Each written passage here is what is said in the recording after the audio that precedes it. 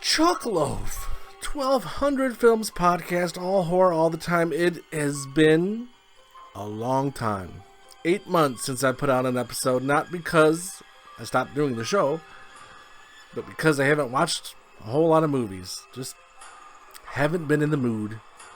And slowly, gradually, little by little, I'm starting to get back in the swing.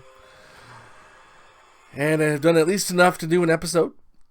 So we're going to do an episode, and hopefully that'll provoke me to keep going, keep plugging along. So, of course, the rating scale on the bottom, dumpster, fire, garbage, then can't quite recommend, and then, okay, I can't remember my own rating scale. Okay, if desperate, and then put it on the watch list, and then put it on top of the watch list. So... ready? Let's go.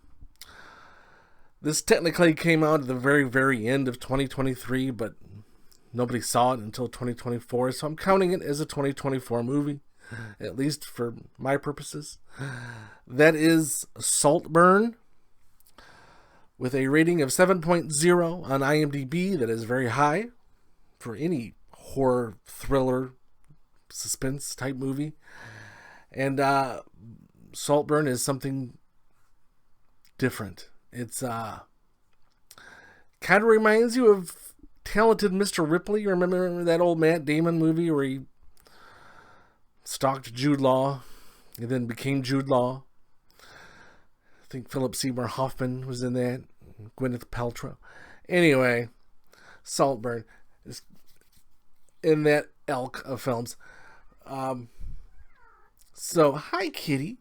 So, this film is beautifully made. The scenery, the shots, the production, everything, the cinematography, everything is beautiful. But this film is so dark and disturbing.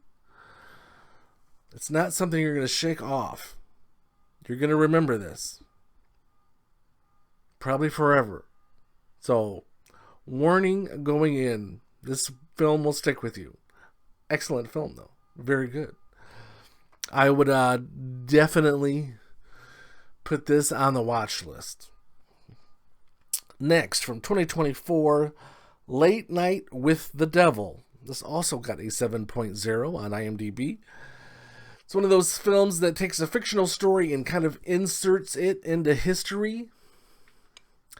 Kind of like Forrest Gump. Sort of. Though this is not like Forrest Gump. This is Late Night with the Devil. So the 70s late night host who's competing with Carson and not succeeding has to go to extremes to get ratings. So he decides to have this Halloween blowout special where he brings in psychics and people that are possessed, allegedly. And that's how he thinks he's going to make up ground in his ratings race against Johnny Carson. And obviously, things don't go so well. Late Night with the Devil. A+ for originality. As a film, it's pretty good. Put it on your watch list. This will likely be a top 10 movie. Next one from 2024. Lisa Frankenstein. Coming in at PG-13. It's this got a 6.1 on IMDb. I expected a lot more lighthearted of a film from a PG-13. It is kind of dark. It's not dark like The Ring, but it is kind of dark for a horror comedy. The guy that plays the creature, the Frankenstein's monster creature, him and his twin were the little boy from Big Daddy. Remember that old Adam Sandler movie from the late 90s? With he adopts a little boy and they pee on the wall or whatever. Yeah.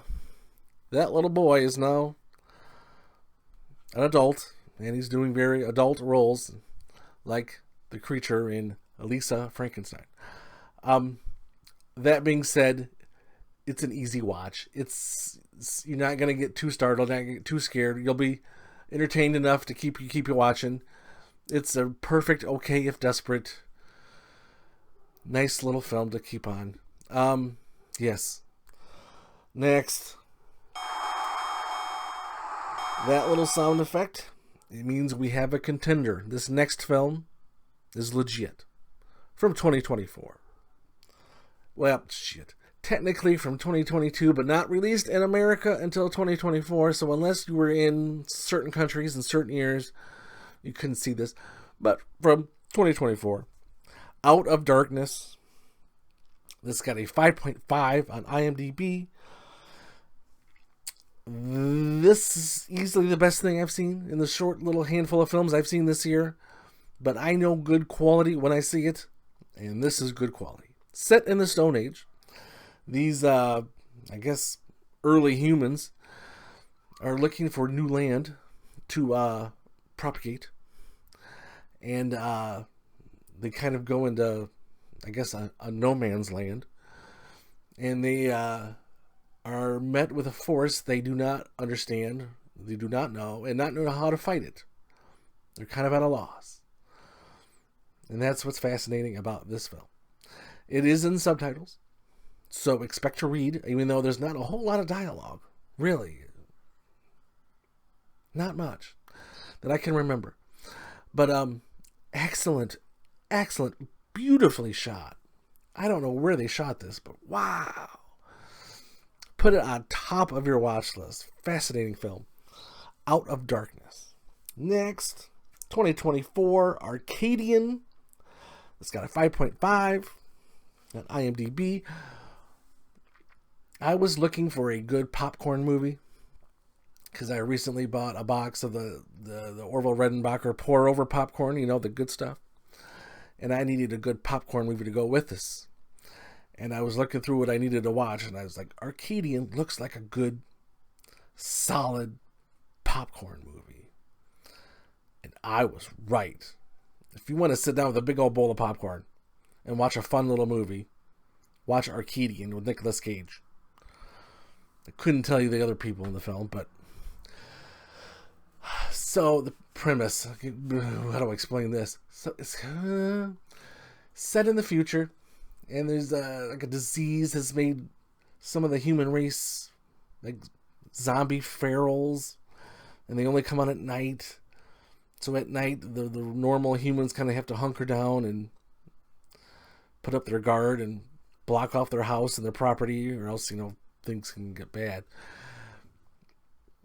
Excellent. Fun little film. Put it on your watch list. Very good movie. Next, not so good movie here. 2024. Lovely, Dark, and Deep. This got a 4.9 on IMDb.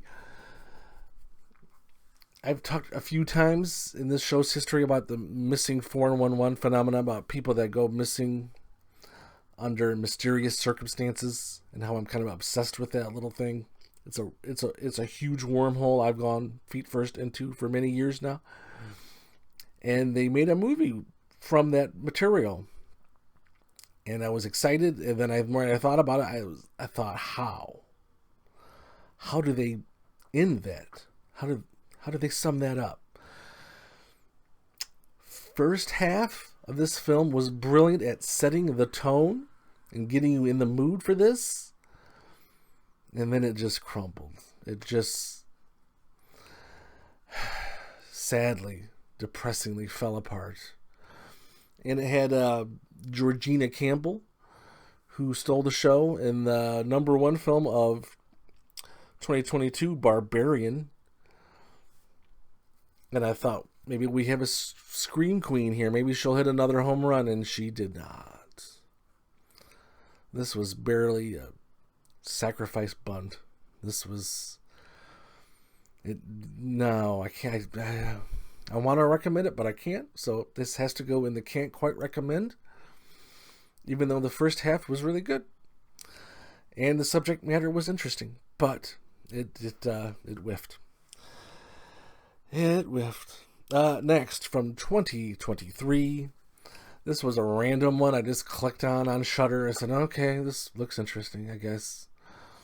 It's late at night. I need something to watch as I fall asleep. Loop Track. Loop Track. So, I'm watching Loop Track, figuring I'll fall asleep a half hour in, and I was completely captivated. Set in New Zealand. This guy has had enough of life, so he's just going to decide to go out on this big camping journey by himself. And as he's going, he's being stalked by something. And you don't know if it's paranormal, or if it's a legit thing, or if it's all in his head, or maybe a combination. And it does really well at playing up all those possibilities. And then eventually he meets some people and kind of befriends them. So now he's got other people involved in this thing. And yeah, fascinating, fun movie. Kept me entertained for an hour and a half, and it kept me awake. So I had to get some sleep later. It's like, I'm finishing this. This is good. Definitely put it on your watch list. Loop Track. Sometimes the best finds are the just random clicks, you know. Anyway, lastly, and probably leastly, from 2022, House of Darkness. This got a 4.7 on IMDb. I was excited to find a Justin Long movie. Justin Long from, obviously, Jeepers Creepers. And he was also in Barbarian with Georgina Campbell. And I thought, great, another Justin Long horror movie. I have to watch this. And so he's dating this woman, and she invites him in. And he's trying to be suave and get into her pants. And she's not exactly who she says she is, I guess. And you kind of have to unravel that. It went where exactly I thought it would go. And when it did, I was like, well, that's what I expected. This would have played well as like a half hour. I mean, like as part of an anthology movie, or like an episode of Tales from the Crypt. Remember that show? It shows kind of how old I am. Referencing HBO TV shows from the 90s. It would have been good as short, as a 30-minute thing instead of a full half hour, hour and a half, excuse me.